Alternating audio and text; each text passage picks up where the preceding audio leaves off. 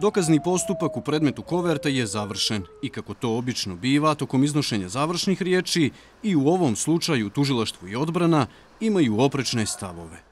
Smatram dokazanim da su okrivljeni počinili krivična djela za koja se terete i da je dokazano da su postupali onako kako je to predstavljeno optužnim aktom. Drugačijeg mišljenja je odbrana Branislava Todorovića, Živka Šljivančanina kao i Duška Kneževića koji je u optužnici SDT označen kao organizator kriminalne grupe koja je navodno prala novac.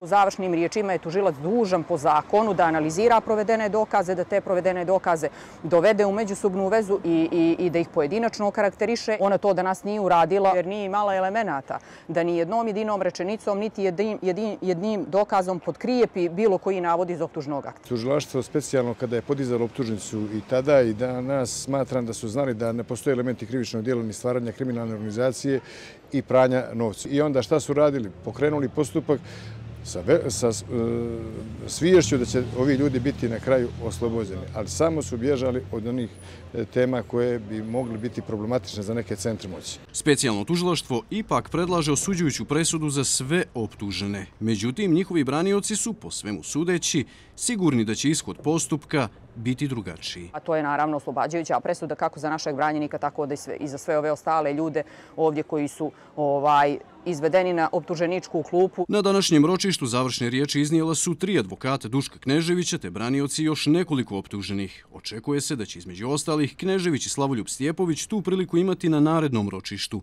koje je zakazano za 18. mart. Podsjećamo, svi su još ranije negirali krivicu.